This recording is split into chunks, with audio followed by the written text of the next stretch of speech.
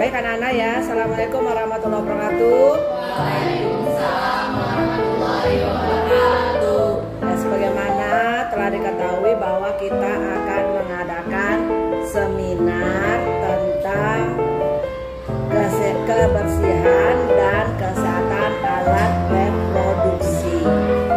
Seminar ini tentu kita harus mempersiapkan sebaik mungkin sehingga narasumber yang kita undang tidak kecewa dan kamu sebagai peserta seminar juga tidak kecewa dengan materi yang diberikan.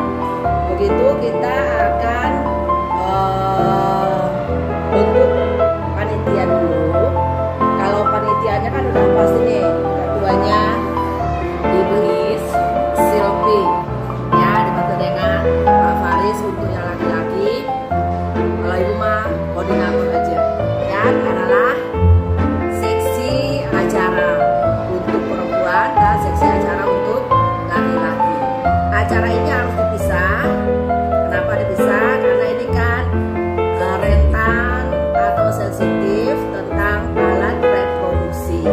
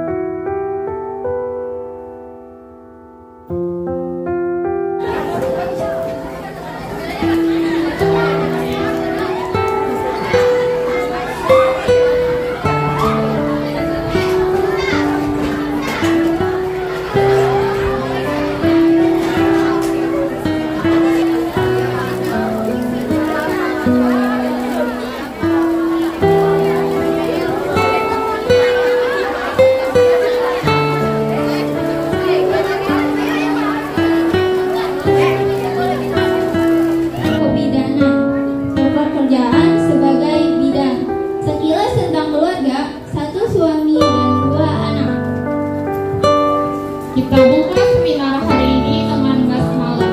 Bismillahirrahmanirrahim. Hadirin yang berbahagia, marilah sebelum kita mulai kegiatan hari ini, kita mulai dengan yel-yel. Kalau saya bilang SMP Negeri 248, kalian jawabnya jaya-jaya-jaya ya. Ya kali. Sambil angkat tangan ya, biar semangat. SMP Negeri 248.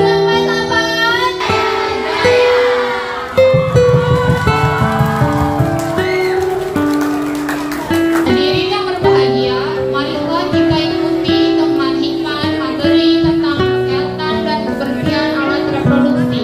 Waktu dan tempat kami persilahkan.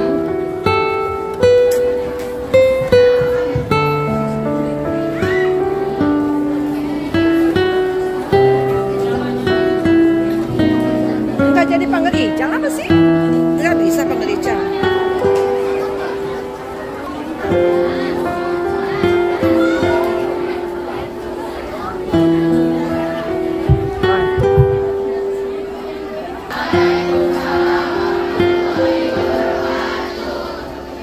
Selamat pagi semua. Yang terhormat buat ibu-ibu guru, terima kasih kami sudah diberikan kesempatan untuk melakukan penjualan pada hari ini. Dan sebelumnya udah pada tahu belum apa kesehatan reproduksi itu? Ya, nanti saya akan membawakan beberapa materi.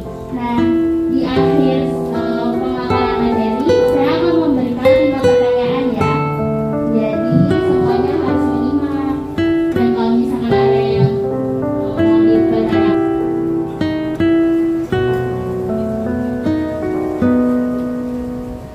dan di sini kita akan mulai dari remaja itu apa sih?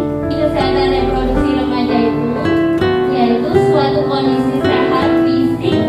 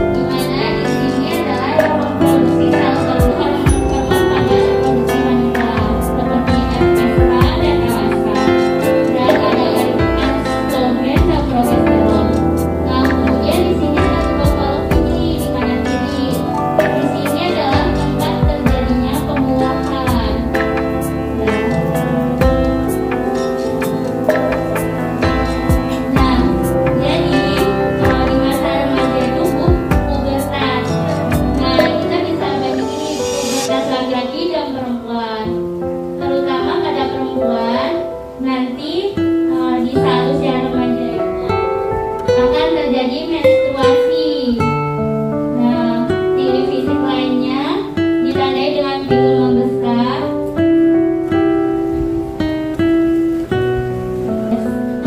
ditandai dengan perubahan pinggul membesar, tumbuh rambut halus di ketiak, di kemaluan, kemudian payudaranya mulai terbentuk, dan timbulnya kulit yang berminyak atau bisa menyebabkan jerawat. Nah, kemudian juga menyebabkan perubahan emosi. Biasanya remaja itu emosinya masih naik turun. Nah, dibedain sama laki-laki. Kalau pada laki-laki itu adalah suaranya menjadi lebih besar, kemudian menjadi berat, mulai tumbuhnya jantung, mulai muncul jerawat, tumbuh rambut di ketiak, di kemaluan, dan terjadinya mimpi basah. Nah, apa sih perubahan psikologi pada remaja? Sama, emosinya nggak stabil, jadi bisa menyebabkan mudah tersinggung, terus cari kasih sayang, rasa ingin tahu yang tinggi, mencari jati diri, tidak mau bergabung pada orang tua, dan mulai tumbuhnya tertarik pada lawan jenis. Nah, di sini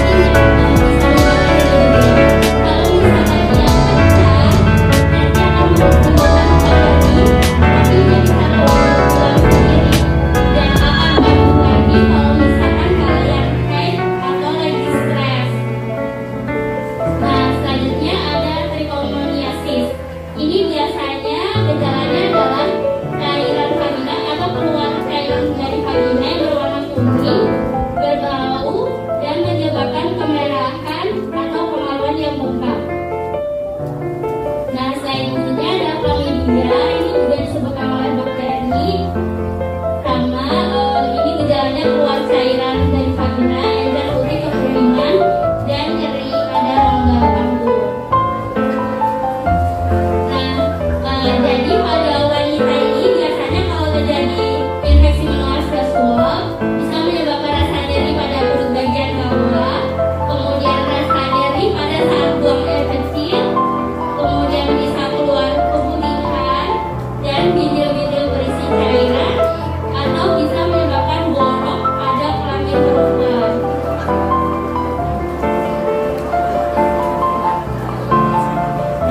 Jadi itu tadi EMS itu bisa ditularkan dari hubungan seksual yang tidak aman. Nah, ini topik yang paling penting nih, kekerasan seksual pada remaja. Nih banyak.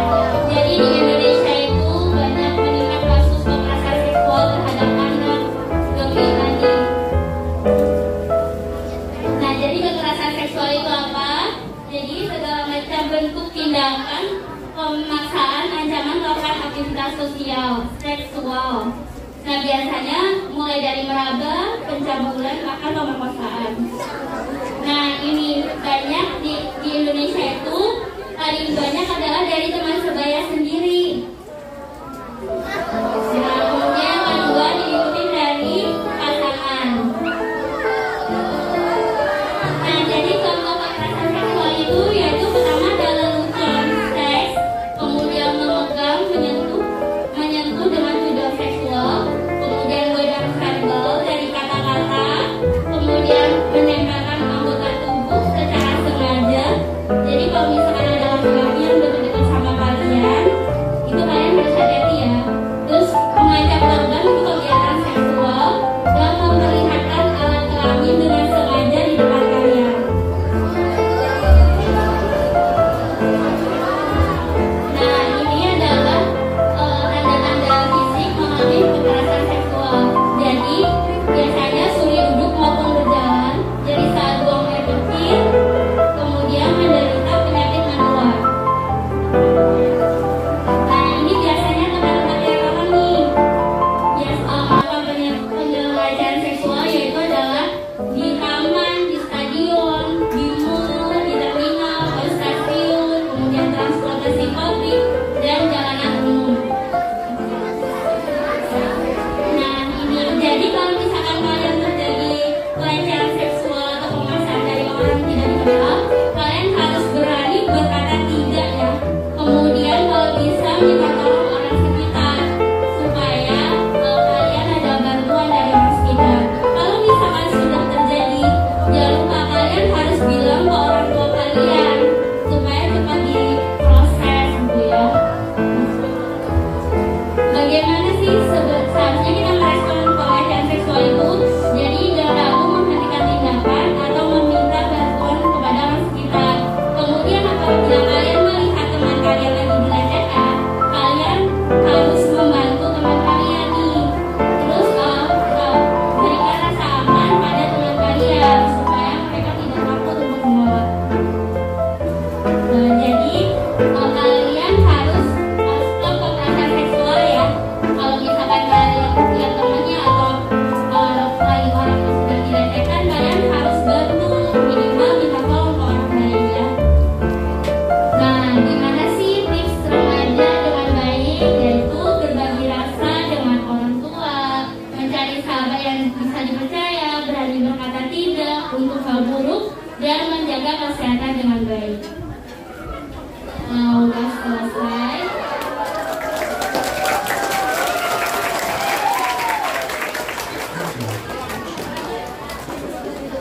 Oke.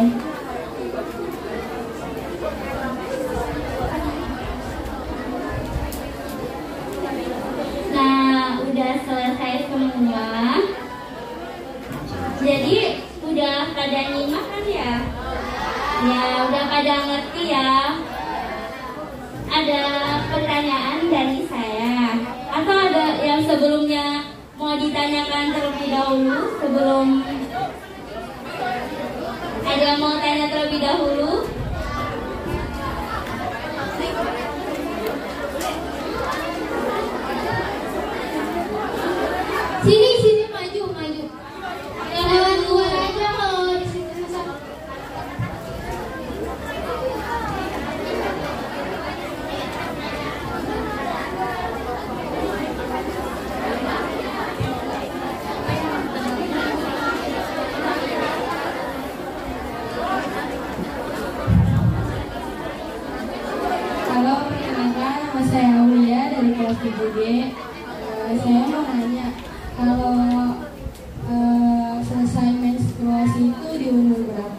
biasanya.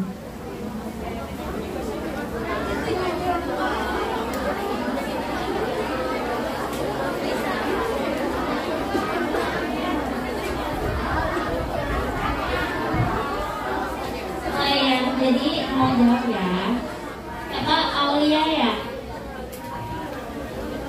Jadi selesai menstruasi itu kalau misalkan kita udah menopause di lansia, yaitu dimulai bisa terjadi 50 ke atas gitu. Karena semakin bertambahnya usia, hormon-hormon kita akan menurun gitu ya.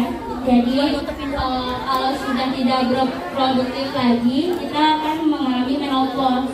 Menopause itu adalah berhentinya menstruasi. Ya, ada yang mau ditanyakan lagi?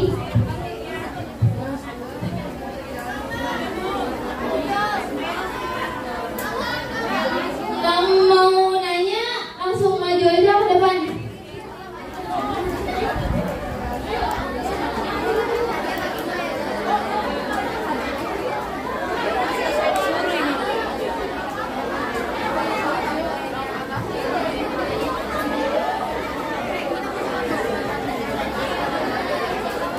Assalamualaikum warahmatullahi wabarakatuh. Waalaikumsalam warahmatullahi wabarakatuh. Perkenalkan, nama saya Zafia Ibrani dari kelas 8B. Bu, izin saya ingin bertanya, jika menstruasi tidak teratur, itu bagaimana cara mengatasinya?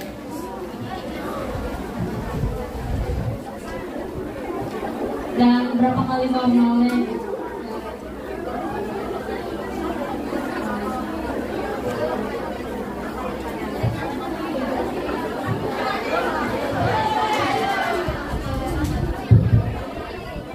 Biasanya kalau menstruasi akan teratur itu biasanya di atas umur 17 atau 18 tahun dan sebulan sekali dengan siklus 28 hari. Kalau misalkan masih, biasanya mulai di umur 12 sampai 17. Nah itu kan masih masa-masa remaja ya. Jadi hormon kita itu belum teratur ya. Jadi itu masih wajar kalau misalkan masih kadang menstruasi, kadang nggak teratur. Karena organ-organ reproduksi kita juga masih di penyesuaian gitu ya, gitu. Dan kalau misalkan nih sampai umur 17-18 tahun kalian menstruasinya nggak teratur, misalkan nih menstruasinya lebih lama, 2 minggu lebih, atau sebulan sampai 2 kali, atau kadang kok sekarang menstruasi 3 bulan lagi nggak menstruasi. Nah itu sebaiknya kalian harus kontrol ke dokter kandungan. Nanti di sana akan dilakukan pemeriksaan ada masalah nggak dalam rahim kita atau organ reproduksi kita gitu. Nah yang kedua, jangan salah ya. Jadi kita harus lihat juga nih, udah mulai berani belum melakukan hubungan seksual. Jangan-jangan karena ada yang udah berani melakukan hubungan seksual, jadi dia bisa menyebabkan kehamilan. Kalau hamil berarti kan nggak menstruasi gitu. Baik, terima kasih Kak. Ada yang mau ditanyakan lagi? Ya, cukup dari saya.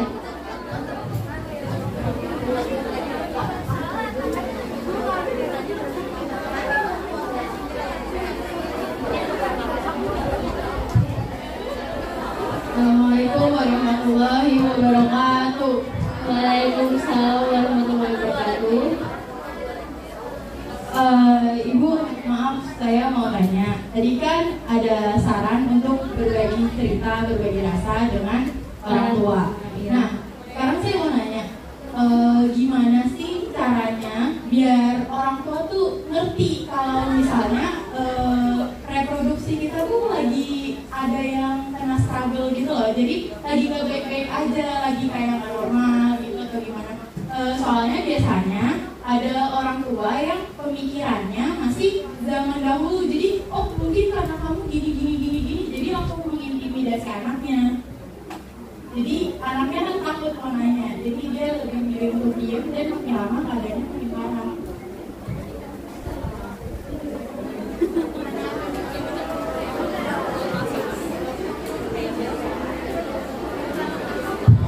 yang jawab ya. Kalau seperti itu balik lagi ke keluarganya masing-masing, ke orang tuanya masing-masing. Kenapa?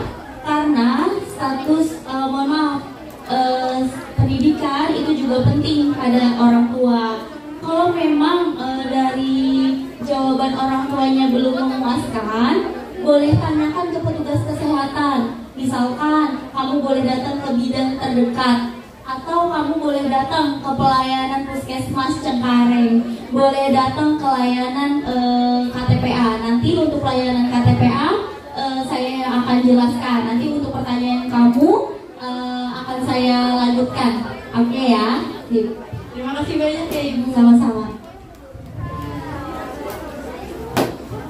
Ini yang keempat ya.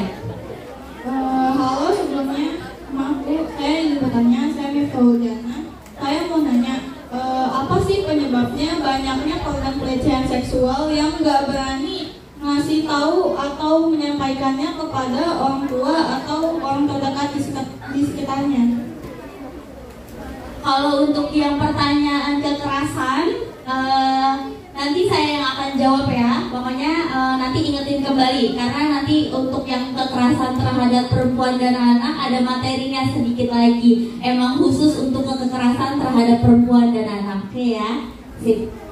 Ada pertanyaannya masih sekitaran kesehatan atau kekerasan terhadap perempuan dan anak. Satu lagi.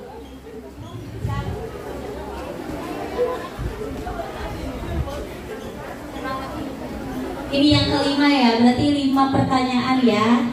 Oke, boleh? Perkenalkan, nama saya Angela Olivia dari kelas 7B. Pertanyaannya, mengapa organ reproduksi pada perempuan lebih rentan terhadap penyakit? Baik dong. Kenapa organ perempuan lebih rentan terkena penyakit? Nah, tadi kan udah saya jelasin ya mengenai anatomi perempuan dan laki-laki. Nah, bedanya kalau anatomi perempuan itu kan lebih pendek ya, vaginanya. Nah, kemudian kalau laki-laki kan masih ada penisnya. Jadi kenapa perempuan itu dari segi anatomi? Nah, karena lebih pendek, jadinya rawan banget nih terkena infeksi, terutama kalau misalkan kalian melakukan seks bebas. Nah, kita kan nggak tahu orang yang pasangan kita yang udah dari mana-mana bawa penyakit kemana-mana, kemudian sama kalian atau sama perempuan yang lain bawa penyakit, jadinya itu tuh bisa langsung gitu. Nah, karena anatominya tuh lebih pendek dibandingkan laki-laki gitu. Terima kasih. Ada yang mau tanya lagi? Sudah cukup ya? Oke, kita lanjut ke materi selanjutnya ya.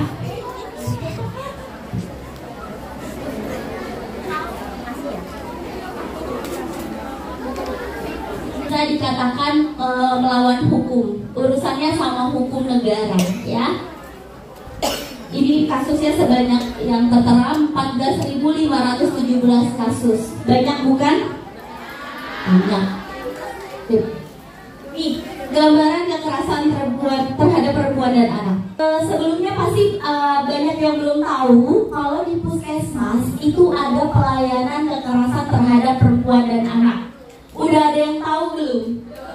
Belum. Oke. Di Puskesmas Cengkareng adalah salah satu unggulan puskesmas yang terbaik tentang pelayanan kekerasan terhadap perempuan dan anak. Kami karena punya komitmen untuk melakukan upaya preventif dan promotif, pencegahan, ya, promosi pencegahan dalam kekerasan terhadap perempuan dan anak. Kasus kita terbanyak di sini bukan kasusnya yang banyak-banyakan se-DKI Jakarta, tetapi kita yakin kalau kita tidak takut untuk melakukan atau melaporkan kekerasan terhadap perempuan dan anak, kita sudah memutus tali rantai kekerasan, ya. Jadi kekerasan itu bukan hanya ada pada kekerasan seksual. Tadi disebutkan sebelumnya ada kekerasan fisik ada penelantaran. Penelantaran seperti apa? Ada sebuah kisah orang tua penelantaran seperti ini. Orang tua yang menelantarkan anak di jalan sudah biasa ya, terdengar ya.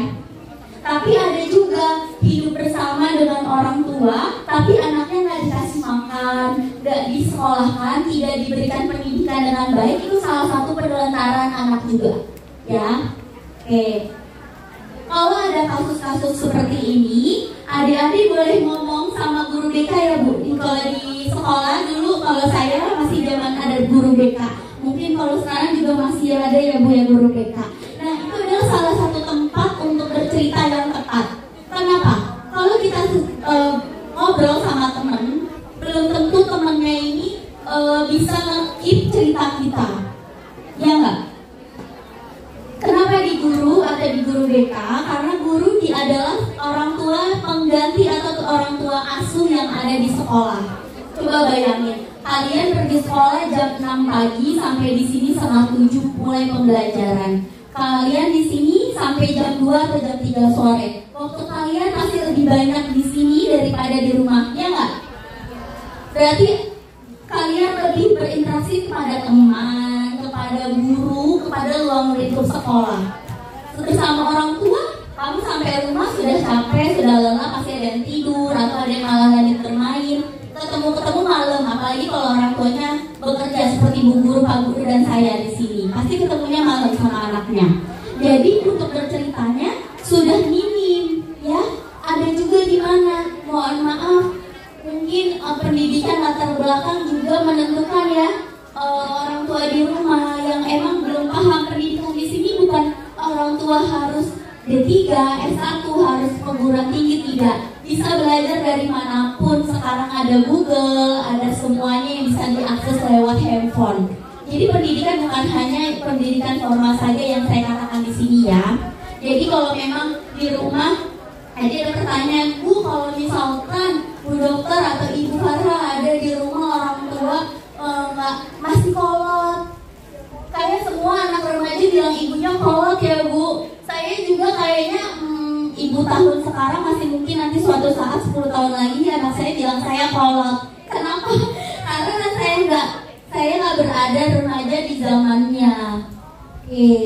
Ada yang berkata ajarkan anakmu sesuai zamannya. Ya, tapi belum tentu semua orang tua mengikuti zaman. Ya, tidak mungkin semua orang tua mengikuti zaman dan teknologi yang ada. Semuanya akan baik-baik saja kalau memang kita saling memahami sebagai anak. Saya yakin anak-anak generasi sekarang jauh lebih berani, jauh lebih bisa berinteraksi daripada zaman-zaman saya waktu sekolah 15 tahun atau 18 tahun yang lalu gitu. Saya malu kalau udah cerita, Ibu kok saya headnya nggak teratur, nggak mungkin saya ngomongnya ada di sini. Mohon maaf, agak jorok itu sebenarnya nggak jorok ya, di sini perempuan semua. Kok payudara saya kanan kiri berbeda? Dulu juga saya malu ya Bu untuk ngomong. Kalau sekarang ibu saya sakit perut, kenapa lagi head? Kalau zaman saya udah guru saya bilang, ih kamu gitu. Ya karena memang sesuai zamannya. Dulu kita seperti agak tabu untuk kekerasan ini. Tapi semenjak sudah banyak berubah, kita juga harus mengikuti zaman. Anak-anak juga harus diajari reproduksi gitu ya, supaya mencegah terjadinya hal-hal yang tidak diinginkan. Tapi memang sudah dirangkul oleh orang-orang yang bergerak di bidang hukum. Jadi kami nggak sendirian, kita nggak asal-asalan. Di mana pusatnya ada di Pulau Gadung, tapi nanti pendampingan jika memang tidak bisa ke sana, biasanya petugas PPPA-nya akan berkomunikasi nih Bu dengan orang tuanya atau si korbannya mau bertemunya di mana. Biasanya seperti itu. Tidak sampai 1 kali 24 jam kalian sudah dapat pendampingan. Ya, apa aja sih yang sekarang terjadi? Sekarang terjadi bukan hanya kekerasan seksual, tapi pembulian. Pembulian seperti apa? Dulu zaman saya lihat, saya diri di sini badan saya big, badan saya besar, saya pasti dipanggil si gendut, ya. Kalau zaman sekarang itu sudah masuk pembulian. Mungkin dulu zamannya ada pembulian, tapi tidak bisa dilaporkan. Kalau sekarang sudah ada undang-undangnya, bisa dilaporin walaupun kalian ngomongnya panggilan si gendut. Kalau orang yang nggak bisa menerima, ada pasalnya, atau itu si kecil atau si pendek, mohon maaf ya. Contohnya saya aja, ibunya kok gendut ya gitu, itu namanya body shaming. Iya, karena bilang apa body shaming ya. Oke, emang menurut kalian yang ngomong kayak gitu lucu, tapi belum tentu yang menerima atau yang dibully itu tidak merasakan. Dia bisa sampai pulang memikirkan kembali, ya ampun kok badan saya bisa gendut ya, kok saya pendek ya, kok saya hitam ya. Dia pikirkan, abis dia pikirkan psikisnya terganggu, abis itu besoknya dia nggak mau sekolah. Kalian sudah menjadi orang yang telah menghancurkan hidupnya untuk memikirkan hal-hal yang sebenarnya nggak penting, tapi dia pikirkan sampai dia nggak nafsu makan, sampai dia nggak bisa makan, sampai dia nggak bisa sekolah. Mau nggak mau temannya kayak gitu? Nggak mau. Pastinya itu hal sederhana ya, hanya sederhana itu. Kalau ngomong urusan badan, urusan tubuh, apalagi ngomong, kok bapaknya cuma jualan ini ya, kok bapaknya kerjanya ini ya, orang tua kenapa seperti ini ya. Gak boleh, itu salah satu pembulian yang tadi udah saya jelasin sebelumnya. Jadi kekerasan bukan hanya nipu temannya sengaja nonjok-nonjokan ya, itu hal yang terlihat, tapi yang tidak terlihat ada di dalam kolbu. Di dalam mana? Di dalam kolbu, di dalam hati kita. Ada yang ngomong generasi Z, generasi strawberry. Saya nggak mau. Saya waktu itu pelatihan bersama Dr. Aisyah Dahlan. Pada kenal Dr. Aisyah Dahlan?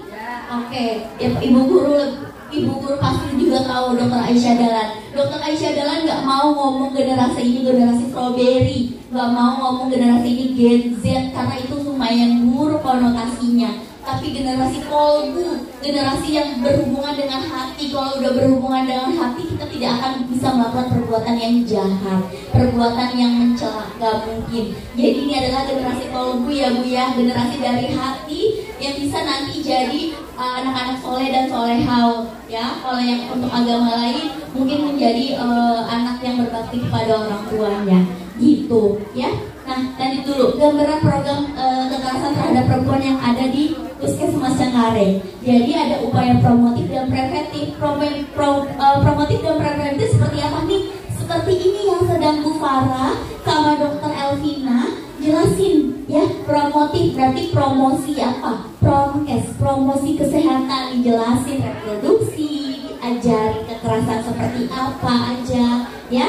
Preventif apa? Pencegahan. Jadi dalam upaya promosi kesehatan kita mencegah kejadian-kejadian ini tidak pernah terjadi di ruang lingkup sekolah ini ya. Kedua apa? Penanganan gawat darurat. Ini penanganan yang biasanya secara fisik ya, yang memang habis mohon maaf ini kadang kita memang agak apa ya, susah menjelaskan dan tidak boleh terlalu menjelaskan kepada anak-anak ya Bu, yang lebih harus menjelaskan sebenarnya seorang psikolog. Takutnya ketika saya berbicara seperti ini, ada yang memang bulet-bulet langsung masuk dalam otak, ada yang dia cerna dulu, dia cari tahu dulu. Nah, gambarannya kalau penanganan gawat darurat, misalkan kasusnya ini mereka main pukul-pukulan Bu di sekolah atau di rumah, banyak juga kasusnya berdarah-berdarah, masuk langsung di unit layanan gawat darurat Puskesmas Cengkareng. Nanti dari situ mereka akan telepon kami, tim saya, tim ada dokter, ada perawat di sana ya. Kalau konseling kan seperti apa? Tadi yang kasus-kasus mana Ade? Kok orang tuanya masih kolot ya Bu gitu, nggak bisa menerima pertanyaan saya. Boleh tanya ke puskesmas walaupun nggak berhubungan sama kekerasan terhadap perempuan dan anak. Tapi saya sebagai bidan yang melakukan selalu konseling tentang menstruasi, tentang kehamilan, tentang penyakit seks pada perempuan, itu boleh ke saya ya. Nanti save nomor saya ya, kalau mau tanya-tanya ya. Kalau memang belum bisa mendapatkan jawaban yang puas misalkan bersama orang tua. Jadi nanyanya nggak ada mbah Google juga. Boleh baca ya di mbah Google, tapi nggak bulat-bulat gitu loh, bulat-bulat langsung masuk gitu. Harus dicerna, harus dipahami, harus ditanyakan pada kalau berhubungan kesehatan berarti sama orang kesehatan. Kalau berhubungan sama agama ya berarti ditanya sama guru agama gitu ya. Terus lanjut, medico legal. Medico legal tuh apa? Yang tadi saya udah jelasin. Ada orang hukumnya, ada kepolisiannya si PPPA tersebut ya. Pengklaiman, nah itu nggak usah dipikirin, sama rujukan. Kalau rujukan biasanya kalau kasusnya udah bikin, mohon maaf, bikin cacat seperti apa? Misalkan terbentur kepala, di puskesmas kan nggak punya alat CT scan. Nah, dokter menyimpulkan diagnosanya harus dirujuk. Ya, kita melakukan rujukan. Next ya dok L. Moes. Oke, ini kegiatan pada saat 2023 tahun lalu ya. Ini ada sosialisasi dengan SNPN 108. Jadi tahun lalu saya sempat ke 108 sama materinya sama seperti ini ya. Terus kita sudah berkomitmen. Jadi seluruh bidan yang ada di puskesmas di ruang lingkup Cengkareng, pernah lihat kan di luar ada bidan praktek siapa gitu. Nah kita sudah berkomitmen bersama mereka kalau ada kasus-kasus seperti ini boleh ngomong sama bidannya dan bidannya langsung ke saya yang ada di puskesmas ya.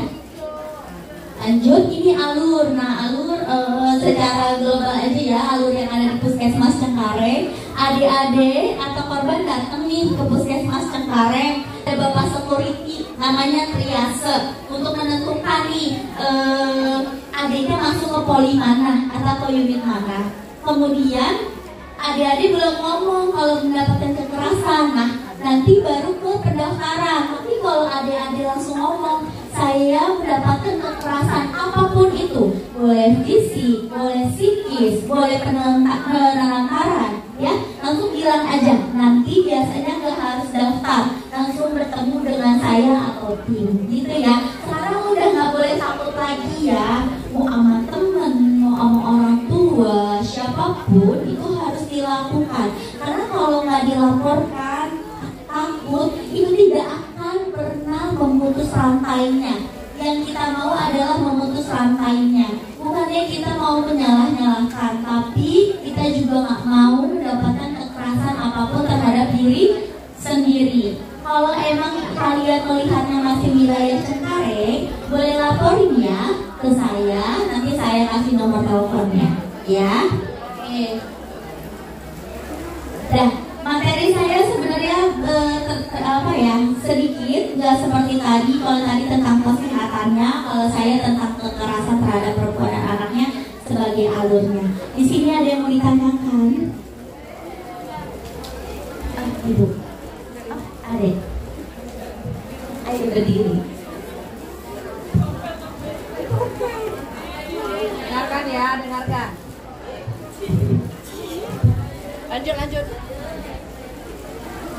Lanjut. Iya, nggak apa-apa. Ini saya mau kamu, saya mau mulai meja itu. Saya ingin bertanya, jika kita berpacaran nih, lalu tuh kayak cowok kita tuh nyuruh tahu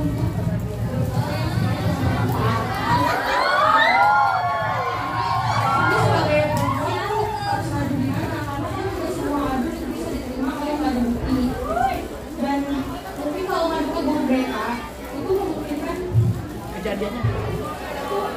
Karena kalau ngadu mereka itu kan gak mungkin. Kalau kejadiannya kan bukan di sekolah, ya otomatis gak ada bukti dong. Nah itu kira-kira supaya syarat untuk bisa diterimanya gimana Bu? Oke, tadi kan ngirim foto ya. Nah foto itu kan kopi.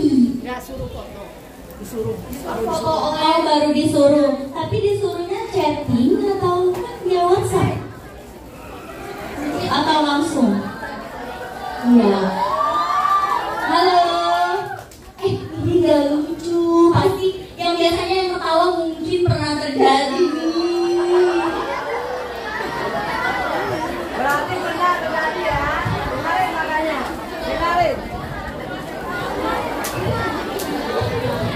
Dengarin makanya. Saya akan ulang. Sip. Yang di belakang nih boleh maju ya Bu ya. Harusnya ya, dia ketawa-ketawa nih. Dengarin. Oke. Nih, memang kasusnya nggak 1-2. Kalau dibuka sama ibu guru atau guru BK lagi razia, Jangan-jangan banyak yang seperti itu, ya enggak? Enggak ya, oke. Khusus SMP ini tidak ada ya. Ini kalau, ya kan tadi kalau, jika, ya. Namanya juga mau tahu jawabannya ya, di pencegahan ya anak-anak ya, teman-teman ya. Nah, gimana?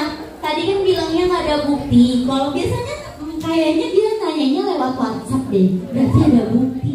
Tenang, kita bisa capture, ya. Oh. Iya. Kita bisa capture, bisa kita simpan di galeri itu sebagai bukti. Kalau memang lewat telepon boleh direkam sebagai bukti, iya enggak? Gak sempat, Bu. Gak sempat. Oke, boleh ditanyakan ulang di WhatsApp. Emang tadi kamu mau foto aku kayak gimana? Nanti kan dia jawab, nah kamu capture, abis itu kamu blok. Oh, ya. Ditanya lagi, gak kelas semua gitu. Jadi kita sebagai perempuan harus langkah lebih maju. Ya. Ya, nggak ada lagi tuh yang bilang karena sayang. Nggak ada, nol. Yang namanya sayang itu adalah cinta ayah kepada anak perempuannya dan cinta ibu kepada anak laki-lakinya. Bener nggak? Oke. Ya, nih bayangin ya, kayak gini. Kan dia bilang sayang nih si lelaki. Ya kan dia bilang sayang. Kalau kamu sayang sama aku, kamu kirim foto itu. Coba kamu bayangin, ayah, papa, abi, ya abah kamu di rumah. Kalau sayang sama anak, kamu gimana? Nah, nanti kamu kalau keluar rumah bajunya tertutup ya, walaupun nggak pakai kerudung, iya nggak?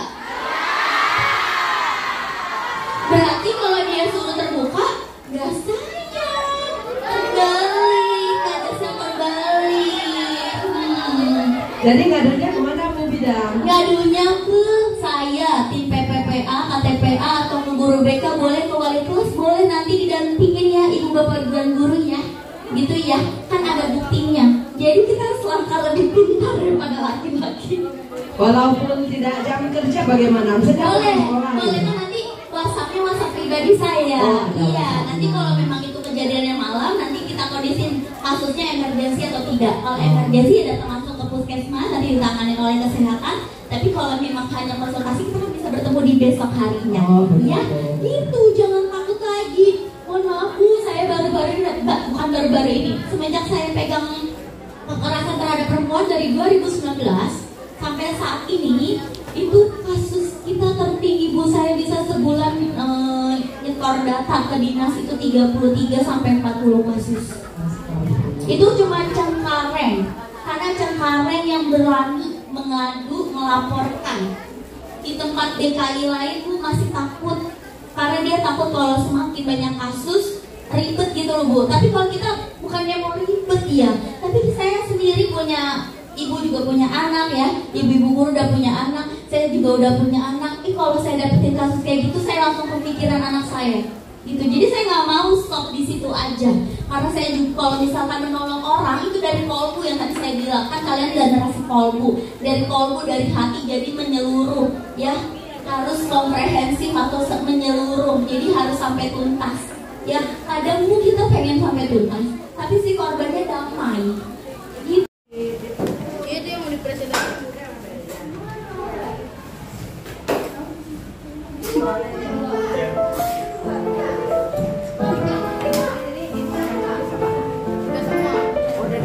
Ya, jadi kan kita kan ngerjain presentasi individu dulu masing-masing, terus kita gabungin buat dicari yang bahannya kita udah gabungin, baru disalin.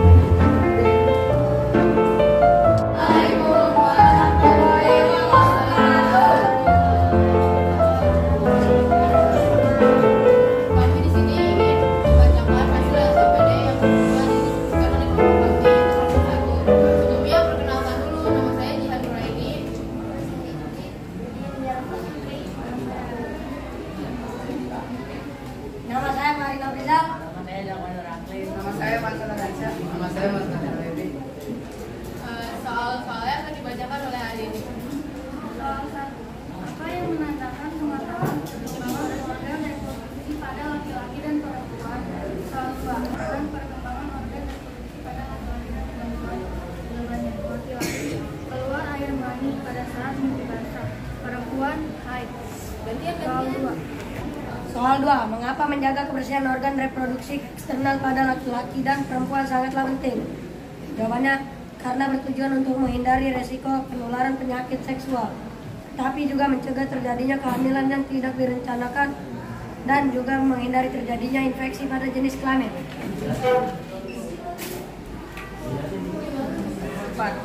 Menurut Anda apa saja penyebab terjadi kekerasan seksual di sekitar kita? Adanya kesempatan untuk melakukan pencegahan serta adanya stimulus dari korban yang memancing tergolongnya perilaku melecehkan. Untuk pertanyaan nomor 5. Menurut Anda, bagaimana cara mencegah dan menangani kekerasan seksual di sekitar kita? Yaitu dengan hindari obrolan yang berbau porno. Yang kedua, jangan mudah terhasut. Yang ketiga, berani bersikap tegas. Yang keempat, berani untuk menegur. Iya. Assalamualaikum warahmatullahi wabarakatuh. Kami di sini ingin membacakan hasil LKPD yang telah didiskusikan oleh kelompok kami, yaitu kelompok 1. Sebelumnya perkenalkan dulu, nama saya Jihan Nuraini.